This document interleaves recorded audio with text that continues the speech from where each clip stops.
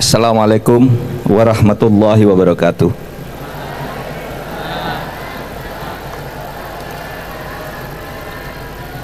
Alhamdulillahi wahdah, wassalatu wassalamu ala man la wassalatu wassalamu ala man la nabiyya ba'dah, Sayyidina Muhammadin sallallahu alaihi wasallama wa man tabi'a hudah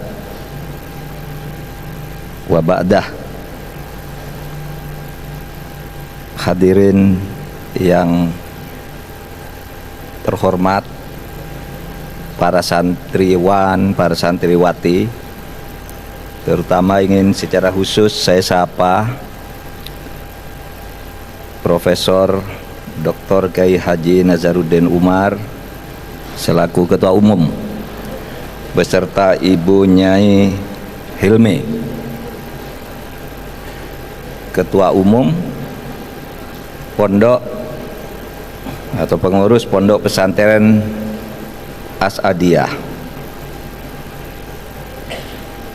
Kadang nulisnya Asadiyah, ada tadi yang menyebut As-Sa'diyah tapi artinya sama-sama baik. Kalau As-Adiyah itu ya dari kata sa'adah atau sa'idah, As-Sa'diyah juga itu kebahagiaan. Tapi kalau nyebut As-Adiyah juga tidak salah. Asadiyah itu tidak salah juga, karena Asadiyah itu berarti kepahlawanan. Kiai As'ad itu jadi pahlawan di sini karena dia meninggalkan negeri leluhurnya di Saudi Arabia, mendirikan pondok pesantren yang melahirkan orang-orang besar yang ikut mengelola, mengatur, dan memimpin Indonesia saat ini. Saudara Dirjen Pendidikan Islam Pak Ali Ramdhani dan para direkturnya, kemudian Dirjen Bimas Islam Bapak, ini teman saya nih, Pak Kamarudin Amin. Saya tadi tanya sebelum Bapak memperkenalkan diri bahwa alumni sini, saya berbisik kepada Pak Nasruddin, itu Pak Kamarudin itu alumni sini ya? Kenapa Pak? Saya lihat di layar tadi marsnya hafal betul gitu. Hafal di luar kepala, khusyuk gitu membawakan mars As-Adiyah tadi. Kemudian saya ya dari Jakarta ditemani oleh Bapak Sesmin Ko, Sekretaris Menteri Koordinator, Bapak Letnan Jenderal Teguh Pujo Rumekso. Berdiri Pak, biar kenal Pak. Beliau dulu sudah pernah menjadi Pangdam dan menduduki beberapa jabatan penting di lingkungan TNI, dan sekarang sudah bintang 3 karena menjadi Sesmin. Usianya masih cukup muda untuk mendapat bintang 4. Amin ya. Makanya saya sering aja kalau saya ke pesantren, kalau kunjungan kerja resmi ke kantor-kantor pemerintah, beliau pengalamannya udah luar biasa, tapi saya sering aja ke pesantren agar nantinya ikut membangun, membina, dan menjadikan pesantren itu sebagai potensi yang luar biasa untuk membangun bangsa. Kemudian di sini ada Bapak Kapolda Sulawesi Selatan, Bapak Irjen Polisi Nana Sujana. Ada Bapak Kasdam Brigjen Danang Budiarto. Mana tadi? Oh itu dia. Ya. Kemudian Danrem 141 Bapak Brigjen Budi Suharto. Yang terhormat ada 2 bupati di sini, Bupati Bone, Bapak Bupati Bone, Bapak Dr. Andi Fahsar Fajalangi, dan Bapak yang terhormat Bapak Bupati Wajo, Bapak Amran. Kemudian Muspidah yang hadir hari ini, dan hadirin sekalian saya tidak sebutkan satu persatu. Saya tidak tahu saya apa yang harus saya sampaikan di sini, karena di sini tempatnya ilmu. Semuanya sudah cerdik pandai. Tadi kita sudah dengar semua. Tapi saya akan mulai saja dari cerita kecil.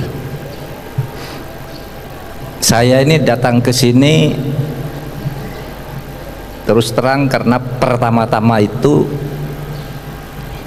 dekat dengan Pak Nasaruddin Umar.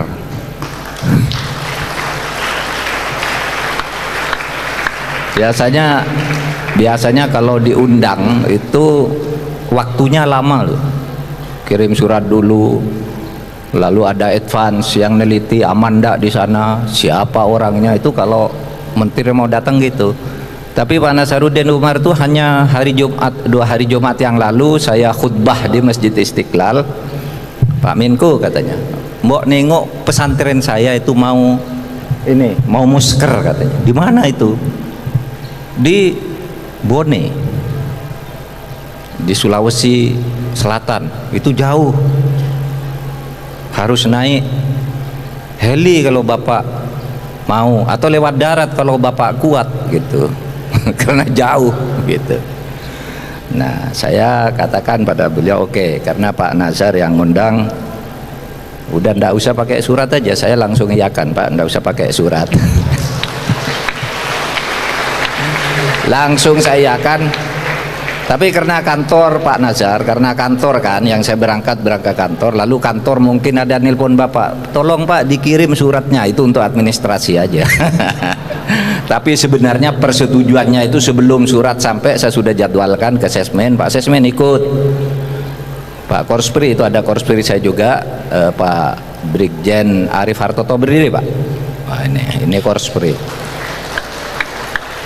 Kan kalau mau berangkat tuh harus ada dasar suratnya, sehingga pamit ke presiden tuh jelas. Saya berdasar surat undangan dari Prof. Nasaruddin tanggal sekian, saya mohon izin kunjungan kerja. Nah, maka jadi ke sini. Nah, itu artinya surat. Tapi untuk saya dan Pak Nasaruddin itu enggak perlu surat-suratan sebenarnya. Kita pakai WA, pakai telepon gitu. Sudah cukup. Kenapa? Saya dan Pak Nasaruddin itu mempunyai perjalanan nasib atau perjalanan hidup yang hampir sama. Pak Nasaruddin itu masa kecilnya belajar dari pesantren As-Sa'diyah, ya, mulai dari kelas 3 tadi SD sudah di As-Sa'diyah sampai ya menimba ilmu di situ. Saya mulai kecil juga belajar dari pesantren Al-Mardiyah di Madura. Jadi saya sebelum masuk SD itu sudah belajar ngaji di pesantren. Kemudian mundoknya di pesantren, artinya tidak berangkat dari rumah setiap hari, itu dimulai pada saat saya umur 9 tahun. Masuk pesantren mondok, nginep begitu. Nah, pesantren tahun itu di tahun 60, akhir tahun 60-an, tahun 69 sampai 71 saya ada di pesantren. Nah, sudah bayangkan pesantren di tahun 69-71 itu pesantren yang masih sangat-sangat minim fasilitasnya, sangat sederhana, bahkan kalau mau dikatakan sangat-sangat miskin. Baik pesantren saya maupun santri-santrinya. Tapi saya belajar di pesantren, diajari 2 hal oleh guru saya itu. Saya itu termasuk santri kesayangan. Jadi kalau santri-santri lain tuh waktunya makan masak sendiri, lalu beli lauk sendiri atau bawa lauk dari rumah sendiri makan. Saya selalu diajak ke rumah kiai makan, namanya Kiai Mardian, maka itu disebut pesantren Al-Mardiyah. Nah, ketika saya makan itu, suruh makan banyak, suruh makan lagi, sudah selesai habis, makan lagi, ayo makan, sudah Kiai, udah tidak kuat lagi saya, sudah penuh perut saya. Apa kata Kiai? Nah, Mahfud katanya, orang hidup itu perlunya hanya segitu, sebutuh kamu makan itu loh, dan itu hitung aja 3 kali sehari kamu butuh makan sebanyak itu. Mau lebih juga ndak bisa dipaksa-paksa. Oleh sebab itu kamu jangan tamak, hidup sederhana aja saat cukup bisa makan hidup. Nggak usah numpuk dengan berbagai ambisi, pengen kaya raya, pengen itu. Sederhana aja. Lalu yang kemudian kamu harus jujur. Jangan makan kalau bukan haknya. Itu engkau korupsi, engkau akan tersandra.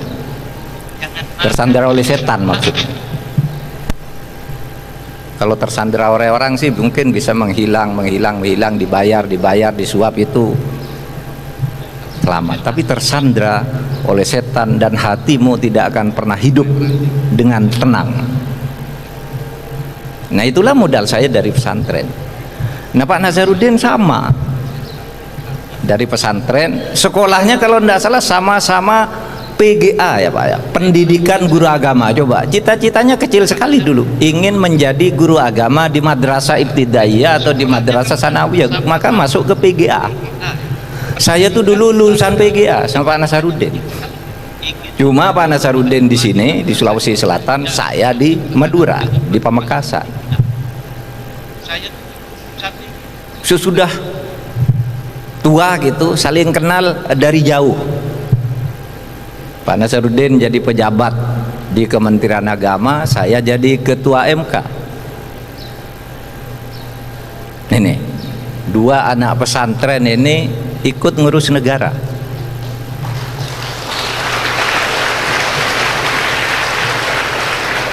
Artinya kenal dari jauh secara fisik sering bertemu, kadangkala bertemu di pesawat, kadangkala bertemu di istana gitu, kadangkala bertemu di acara apa gitu. Tapi kalau pikirannya Pak Nazarudin sudah selalu saya ikuti, tulisan-tulisannya, ceramah-ceramahnya. Ini Pak Nazarudin. Nah, sesudah itu kami ketemu di sebuah perkumpulan, sama-sama menjadi pengurus, namanya Keluarga Mahasiswa dan Alumni Super Smart. Ternyata saya dan Pak Nazarudin itu sama-sama hidup dari beasiswa Super Smart. Artinya apa? Saudara bayangkan, orang yang dapat beasiswa Super Smart itu biasanya orangnya pandai tapi miskin, itu aja ukurannya. Pandai tapi miskin. Lalu Yayasan Super Smart yang didirikan oleh almarhum almarhumlah Bapak Soeharto mendirikan itu tuh, bantu tuh anak-anak yang pinter tapi tidak mampu. Saya sama Pak Nazarudin dari situ. Kemudian sesudah sama-sama tua gitu, ya sama-sama ikut ngurusi negara. Saya menjadi dosen, Pak Nazarudin menjadi dosen, saya menjadi pejabat struktural pemerintahan, Pak Nazarudin jadi pejabat struktural pemerintahan. Pak Nazarudin banyak melancong ke luar negeri. Saya dapat cerita dari teman-teman itu di Amerika itu, keluarga Bu Sri Mulyani, Bu Sri Mulyani, Menteri Keuangan sekarang itu, punya grup pengajian di Amerika itu, gurunya Pak Nazarudin ini.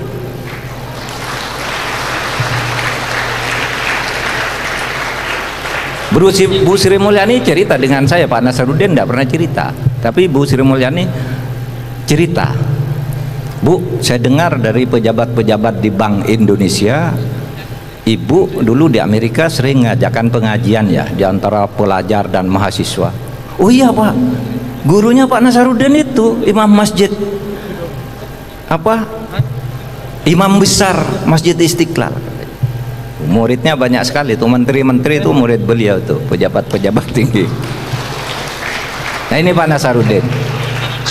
Nah saudara, kesamaan nasib yang seperti inilah yang mempertemukan kami. Kalau ada perlu diskusi apa tidak perlu terlalu formal lah, saling telepon WA gitu ya bisa dijawab instan. Maka bertemulah saya hari ini. Saudara, apa yang menakjubkan saya dari persahabatan ini? Gini, saya selalu merenung atas firman Allah di dalam surat Ar-Ra'd, Quran surat Ar-Ra'd ayat 17. Bunyinya begini: anzala minas sama'i ma'an fasalat audiyatun biqadariha fahtamalas sailu zabadar rabiya. Allah menurunkan air dari langit, kemudian air itu berhenti di cekungan-cekungan yang ada yang cekungannya sini, cekungannya sana, cekungan situ. Sesudah penuh cekungan itu air mengalir lagi.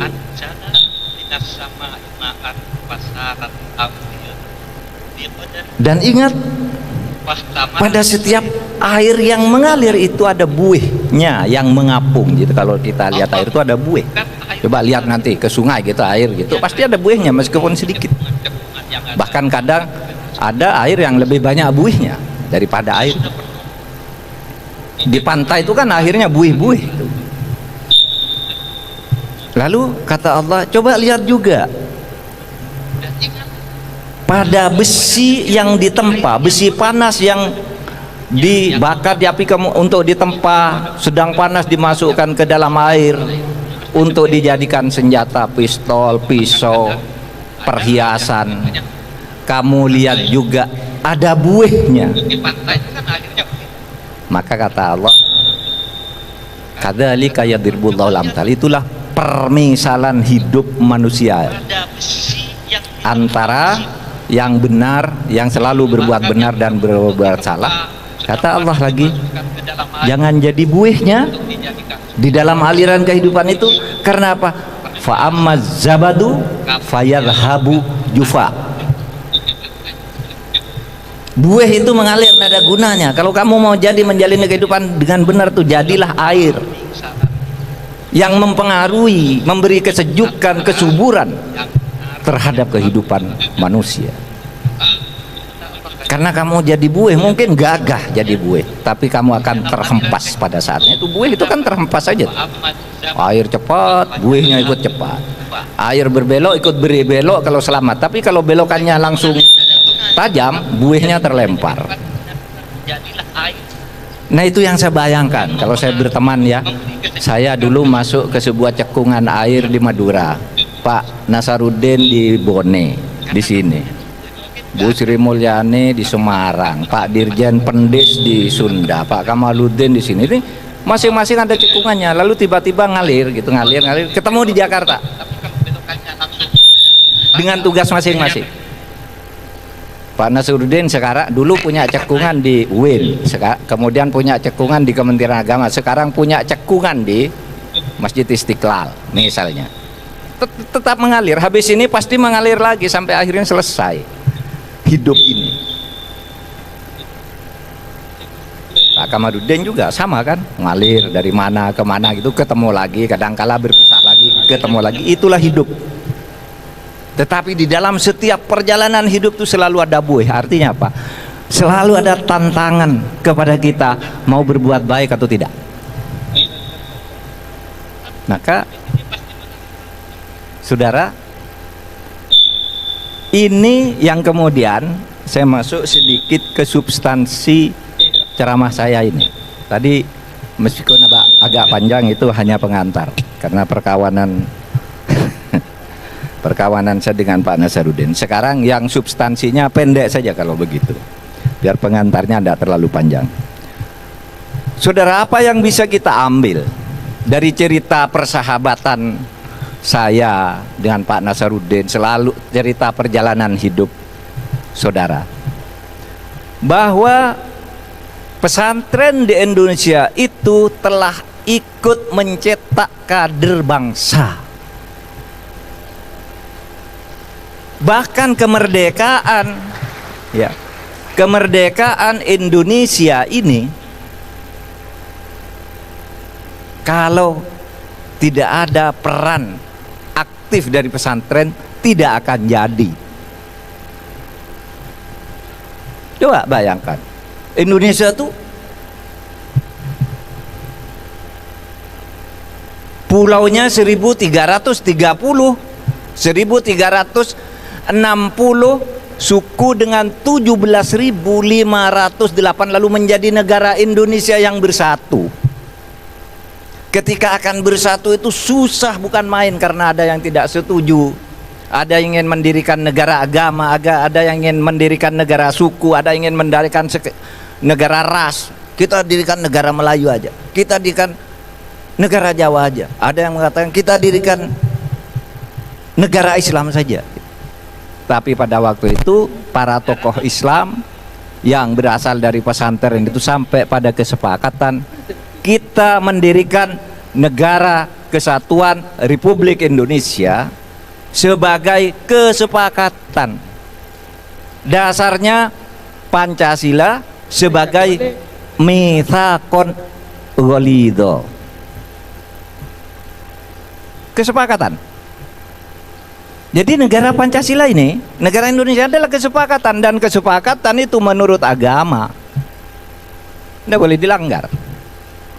Kalau kesepakatan bernegara Anda langgar, imamah Anda lawan, imaroh Anda lawan, pemerintah Anda lawan, bugot,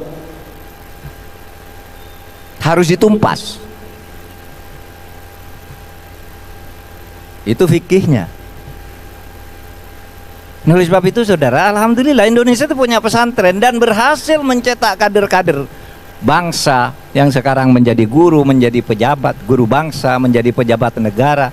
Itu banyak saudara. Nah, pesantren harus tetap pada posisi ini, menyiapkan kader bangsa. Dan satu hal saudara, ya, kita doakanlah untuk Asadiah ini, Kiai As'ad. Kemudian saya juga catat Kiai Haji Abdurrahman Ambodale, Profesor Nasaruddin Umar, Profesor Daud atau Kiai Haji Daud Ismail, yang semua ikut mengasuh pesantren ini. Kita doakan mudah-mudahan Allah selalu memberi barokah dan maghfirah kepada semua. Saudara sekalian, dari segitu, maka kalau mau disimpulkan, apakah pesantren dan umat Islam itu berpolitik? Iya, berpolitik. Lo mencetak kader bangsa itu politik, mendirikan negara itu politik. Oleh sebab itu, kalau sekarang ada pikiran orang Islam itu jangan berpolitik, itu harus dipilah. Satu, apa yang disebut politik inspiratif, seperti tadi. Coba, kalau Islam itu memerintahkan tegakkan keadilan, itu politik. Itu politik. Tidak mungkin bisa tegak keadilan tanpa ada politik yang menegakkannya. Bangun kemakmuran, itu politik. Polisi pembangunan negara, politik pembangunan negara. Pilih pemerintah yang adil, politik. Ingatkan pemerintah, bermusyawarah kamu di dalam menyelenggarakan negara, itu semua politik. Apakah itu tidak boleh? Boleh, itu justru yang harus dilakukan.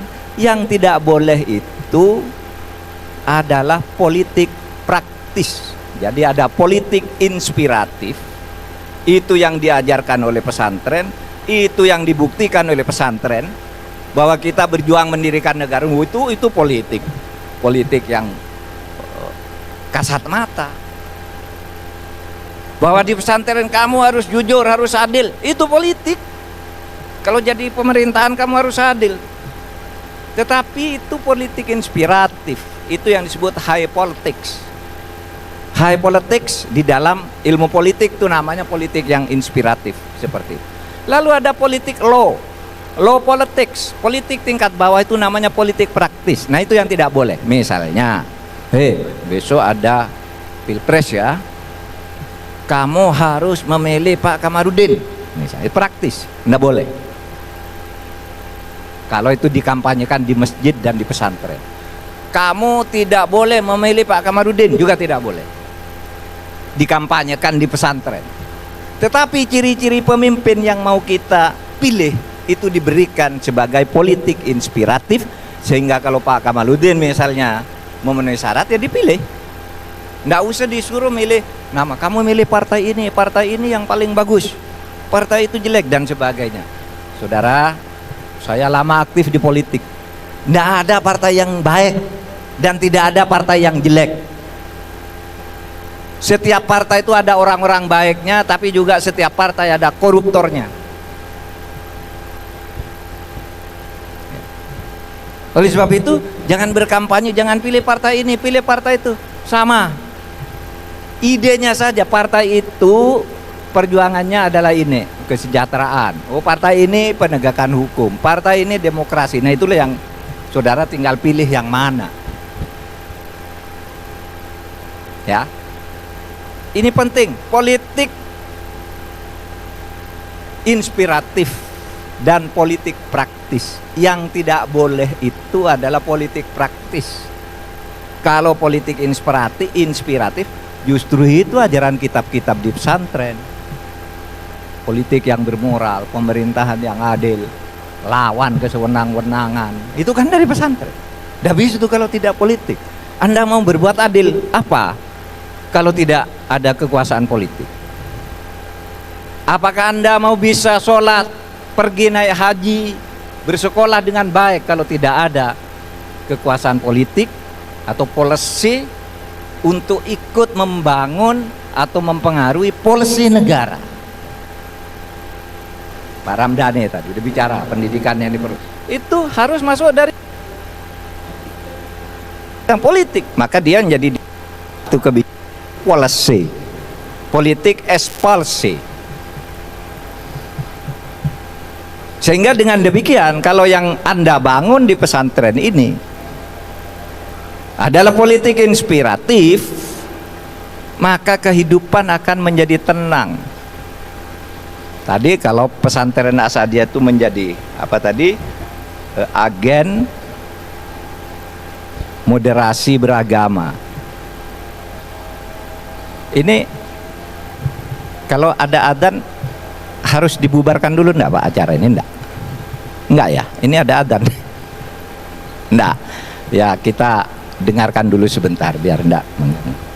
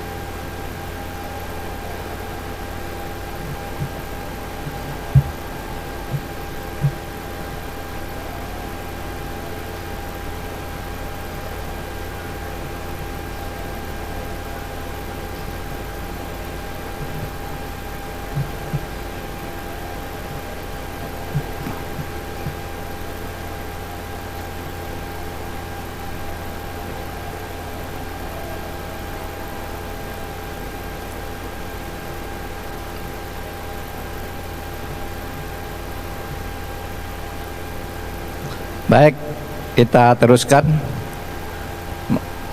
Yang adzan rupanya lebih dari satu, selesai satu nyambung yang lain, selesai satu kita anggap selesai. Dan menjawab adzan itu adalah fardu kifayah. Fardu kifayah itu kalau sudah ada yang mewakili di dekat masjid sana, kita tidak wajib menjawab, bukan fardu ain. Sama dengan sholat jenazah itu kan fardu kifayah. Tapi kalau sholat Jumat atau sholat duhur, asar, maghrib itu yaitu fardu ain. Setiap orang wajib mengerjakan semuanya tanpa kecuali, itu fardu ain. Kalau kifayah itu bisa diwakili oleh orang lain. Saudara, singkat saja, mengapa saya bicara ini tadi, masalah politik, high politik dan low politics. Kenapa? Kita mau pemilu sebentar lagi, tahun depan tanggal 14 Februari kita mau memilih pemimpin baru dan memilih wakil-wakil rakyat yang baru, presiden, wakil presiden, DPR, DPD, DPRD. Sesudah itu di bulan November pada tahun yang sama pemilihan kepala daerah secara serentak di seluruh Indonesia. Nah, ini supaya dipegang. Kalau Anda adalah warga atau merasa alumni atau santri pesantren As'adiyah, maka harus Anda jaga pemilu itu sebagai pemilu atau agenda konstitusional yang baik. Jangan ikut faham ekstrim radikal.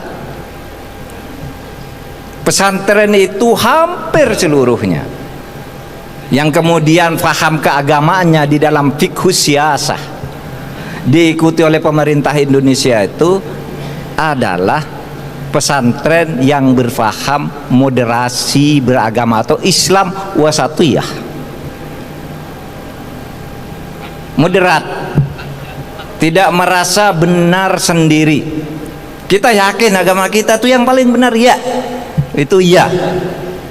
Tetapi di dalam keyakinan kita beragama bahwa agama saya paling benar, di dalam keyakinan kita itu pula tertanam firman Allah, perintah Allah agar kita toleran terhadap orang yang beda agama. Maka banyak dalilnya, lakum dinukum waliyadin, lana a'maluna walakum a'malukum, walau sya'allahu la amana kulluhum man fil ardi jami'a afa anta tukrihan nas hatta yu'minun. Itu apakah kalau Allah ini mau, kalau Allah ini mau, kata Allah nih, kalau Allah ini mau seluruh manusia di muka bumi, seluruh makhluk itu beriman kepada Allah, tetapi saya menciptakan manusia itu berbeda-beda, jangan kamu paksa, ajak dia bekerja sama untuk membangun keperluan bersama. Hiduplah secara kosmopolit. Kosmopolit itu kesewargaan, merasa ya kita beda tapi punya kepentingan masing-masing yang bisa dikerjasamakan lalu menjadi tujuan bersama. Itulah yang disabdakan oleh Nabi ketika beliau mendirikan negara. Sebut Madinah, Yasrib diubah menjadi Madinah pada waktu itu. Nah, Nabi kan dengan orang Ansor, dengan kaum Muhajirin yang Islam pindah ke Madinah, ke Yasrib. Lalu di Madinah itu sendiri waktu itu sudah banyak orang Yahudi, orang Nasrani, suku-suku yang juga tidak beragama, yang tidak jelas agamanya, yang animisme itu. Lalu ketika Nabi mendirikan negara Madinah itu, yang dibangun adalah negara kosmopolit, semua dianggap sama, sehingga Nabi mengatakan hadza kitab min Muhammadin sallallahu alaihi wasallam bainal mu'minin wal muslimin wa Quraisy wa Yathrib wa man tabi'ahum falahiqa bihim wa jahada ma'ahum. Ini kalau diterjemahkan secara bebas, ini sama dengan proklamasi kemerdekaan kita. Nih, ini proklamasi dari Nabi Muhammad, ini proklamasi kemerdekaan, proklamasi berdirinya negara. Ada kitab tuh bisa pernyataan kemerdekaan, bisa tulisan, bisa surat, ketetapan. Ini proklamasi dari Nabi Muhammad. Ingat, antara orang mukmin, orang Islam, orang Quraisy, orang Yathrib, waman tabi'ahum, dan seluruh puak-puaknya yang berbeda itu, falahiqa bihim wa jahada ma'hum, dengan ini bersatu memproklamasikan di negara namanya negara Madinah, wa jahada ma'akum, dan berjihad mempertahankannya. Sama kan? Kami bangsa Indonesia dengan ini menyatakan kemerdekaan Indonesia. Titik. Itu falahiqa bihim. Hal-hal yang memendai pemindahan kekuasaan dan lain-lainnya diselenggarakan dengan cara saksama dan dalam tempo yang sesingkat-singkatnya. Itu sudah tindakan yang mengandung tadi wajah hada ma'ahum itu. Wahum ummatun wahidatun min dunin nas. Mereka itu adalah sebuah geopolitik. Nih, Madinah nih geopolitik sebagai bangsa yang terdiri dari berbagai suku. Sama dengan Indonesia, bangsa Indonesia bermacam-macam, bersatu, berjihad untuk kepentingan bersama. Tujuan bersama sudah diputuskan, dirumuskan di dalam konstitusi. Nah, itulah yang disebut kosmopolit. Disitulah politik umat Islam itu inklusif. Nggak usah terlalu cengeng, nggak usah merengek-rengek. Ini negeri kita, negeri Anda sendiri, umat Islam. Manfaatkan dengan sebaik-baiknya sesuai dengan konstitusi. Nggak usah berteriak, wah Indonesia Pak bukan negara Islam, bertentangan dengan syari. Bukan. Tadi sudah dikatakan, kalau dari sudut tata negara, dari sudut tutum tata negara dan hukum tata pemerintahan, Indonesia ini sudah negara yang Islami. Menurut siapa coba? Ya menurut para ulama kita. Makanya dulu diterima negara Indonesia berdasar Pancasila oleh NU, Muhammadiyah, Asadiyah. Diterima negara yang Islami, negara kosmopolit, menghimpun seluruh berbagai agama, berbagai suku bangsa, 17.508 daerah pulau bersatu di sini. Di negara yang namanya Indonesia. Terus di mana Islamnya, Pak? Islamnya tadi kalau dari sudut tata negara itu ada di al-maqasid asy-syar'i tadi. Menurut NU Muhammadiyah, negara itu sudah sesuai dengan Islam, sudah diterima oleh syar'i, oleh syariah Islam. Kalau ada maqasidus syar'i dijamin di situ. Apa itu? Maqasidus syar'i itu ada 5. Hifdzuddin, memelihara dan menjamin kebebasan beragama. Ada enggak tuh di Indonesia? Ada. Kamu beragama kalau diganggu lapor ke Menko Polhukam, lapor ke polisi kalau diganggu. Karena sini kebebasan beragama dijamin. Kalau ada kesewenang-wenangan terhadap orang yang sedang melaksanakan ibadah, nah itu ditindak secara hukum karena di sini ada kebebasan beragama sebagai maqasidus syar'i. Hifdzun nafs, menjaga keselamatan jiwa. Ada hukum enggak di sini? Ada. Kamu membunuh orang, nembak orang sembarangan, kamu juga dihukum mati. Atau kamu membunuh orang bukan karena berencana, kamu dihukum 15 tahun atau 12 tahun atau 8 tahun tergantung cara perbuatanmu. Kamu menganiaya orang yang sudah pingsan, kamu masih hajar begitu, tangkap. Karena di sini ada hifdzun nafs, hifdzul mal. Ada ndak di Indonesia? Banyak. Hukum pidana itu melindungi hak kebendaan kita. Orang ditipu hartanya karena Indosuria, karena inti dana, karena korupsi, ambil, masukkan penjara. Itu hukumnya, dan hukum harus ditegakkan. Itu inspiratifnya. Hifdzul akal, memelihara akal, rasionalitas, intelijensia, cendekiawan. Jadi memang akal itu tidak selalu sama dengan otak ya. Ada istilah, kalau di dalam istilah umum itu artinya cendekiawan atau intelektual itu orang yang cerdas otaknya, mulia wataknya. Ada orang cerdas otaknya tapi hatinya busuk. Ada orang hatinya baik tapi bodoh. Islam menjadikan itu sebagai akal. Jadi memelihara rasionalitas akal. Maka ada hukum di Indonesia, kamu jangan main-main, ayo pendidikan dikembangkan, itu hukum. Jangan minum minuman keras, jangan narkoba, itu berbahaya bagi akal, tidak boleh. Bagi mereka yang menurut agamanya boleh, itu tempatnya tertentu dan waktunya tertentu. Tidak boleh dilakukan minum-minuman keras itu, misalnya pada saat nyetir mobil. Itu hukumnya untuk menjaga rasionalitas agar tidak membahayakan. Lalu hifdzun nasab, menjaga kesucian keturunan. Maka ada di Indonesia di hukum perkawinan sah kalau dilakukan menurut agama masing-masing, menurut pemeluk agama orang yang akan kawin, dan hanya antara laki-laki dan perempuan. Untuk apa? Hifdzun nasab, kawin, jangan kumpul kebo, jangan hidup serumah tanpa nikah. Itu nanti menimbulkan masalah di kemudian hari tentang warisan, tentang apa. Ini banyak ini ke kantor saya orang mengadu, katanya menjadi teman kawin siri, sebenarnya kumpul kebo oleh seseorang pejabat. Tiba-tiba suaminya pergi, dia tidak dapat apa-apa, mau menggugat tidak bisa. Keturunannya siapa? Kamu tidak punya surat nikah. Maka hukum mengatur. Nah, saudara, itu maqasidus syar'i dalam konteks tata negara. Tentu akan menjadi sangat lebih kaya dan berkembang lebih baik nanti kalau dikembangkan fikih baru. Loh, di al-maqasid asyari itu ada juga cultural right, hak budaya, karena memang agama itu bisa dikembangkan menurut tafsir lokal. Iya kan? Agama itu kalau Gus Dur dulu menyebut, entah sekarang masih sama apa enggak.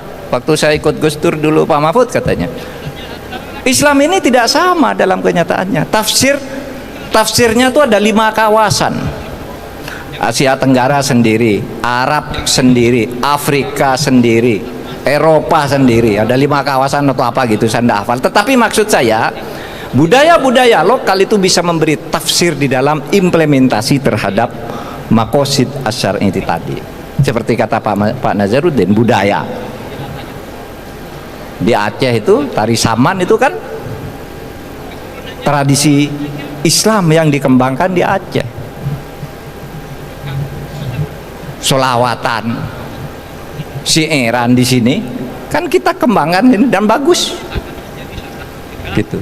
Nah, saudara sekalian, oleh sebab itu mungkin meskipun kedatangan saya ke sini lebih dipicu oleh persahabatan saya dengan Pak Nasaruddin, tapi mari kita ambil arti yang lebih penting, yaitu seruan dari mimbar ini agar pesantren As'adiyah ini menjadi salah satu pelopor pembangunan Indonesia yang diwarnai atau dijiwai oleh nilai-nilai Islami di dalam kehidupan kita berbangsa dan bernegara ini.